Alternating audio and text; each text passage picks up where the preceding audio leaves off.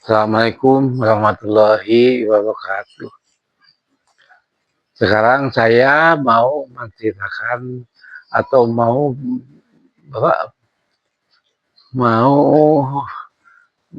menceritakan boleh, yaitu dalam masalah penyakit angin duduk.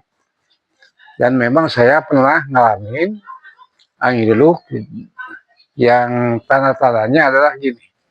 Penyakit angin duduk adalah penyakit masuk angin yang lewat kuat, yaitu penyakit keanginan tengah malam. Yang saya alami gitu, pertama yang saya alami begini, saya punya pak mertua angkat, yaitu Ibu Nesunasah binti Dimyati, adalah dari ibunya istri saya, kakaknya. Kalau itu waktu itu adalah ibu itu nama di Cimulit di rumah sakit paru-paru, karena waktu itu dia sakit muntah darah. Nah, karena tidak ada orang yang nunggu, hanya saya dengan kakak istri saya waktu itu kebagian untuk menunggu nungguin orang yang sakit, karena kelihatannya agak parah lah.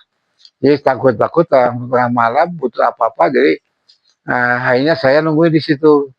Ya kemungkinan waktu itu tidurnya saya itu di luar rumah, bukan di kamar, di dalam kamar.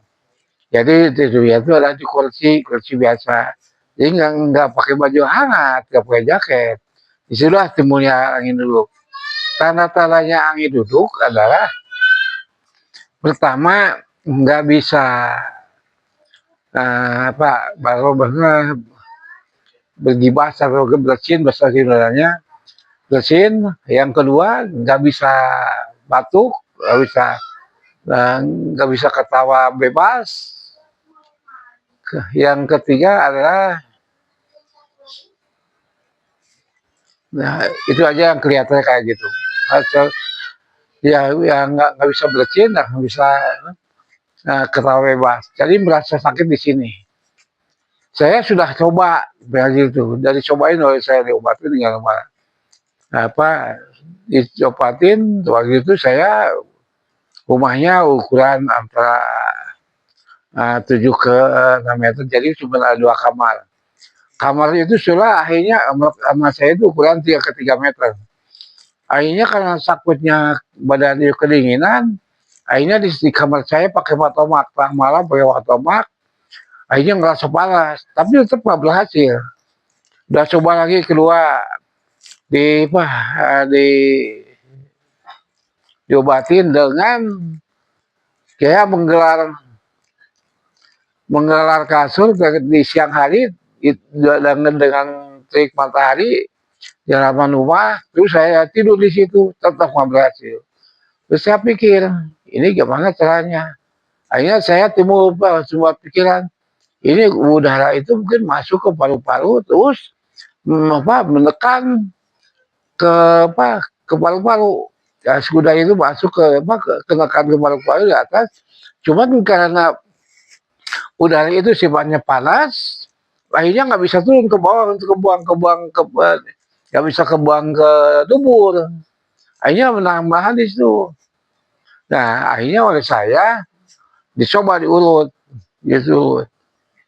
Ya, dulu sendiri cobain. Oh, dulu di sini ya, kalau sambil kita jelaskan dari sini ceritanya.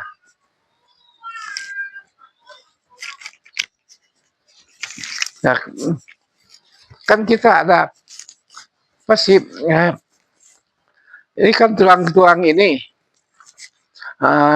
tulang iga di sini. Nah, di tulang iga itu ada tengah-tengah sini. Nah, di sini atau di bawahnya tulang iga itu di simpang tulang iga, saya tambah ada bencolan. Nah, di situ saya akhirnya sindiran itu dulu ke bawah sampai sampai maksudnya bujal, kalau istilah apa ya bujal itulah. Nah, udah lah, kalau bahasa Indonesia udah lah. Tapi bahasa Sundanya bujal. Terus turun ke situ. Wah, diurus itu lama kentut, akhirnya hilang. Nah, disitulah akhirnya saya beritahu bahwa memang angin duduk itu bisa diurut dengan mudah. Nah, kalau memang diurut, memang kalau waktu lama, paling lama itu paling juga nggak sampai 1 jam. Sudah sembuh, ya itu. Dan memang kalau kita salah salah menjaga badan kita dengan cara apa? Kita dalam kondisi badan kosong, nggak makan, terus kita nggak mau kemana, nggak pakai jaket, bisa langsung mati sampai duduk, itu namanya angin duduk. Gitu. Tapi cuman pengobatannya mudah, mudah sekali. Cuma diurut dari serat-serat ini, terus turun ke bawah sampai udal. Nanti lama-lama kentut itu. Itulah cara-cara menyembuhkan penyakit angin duduk. Sekian dan terima kasih.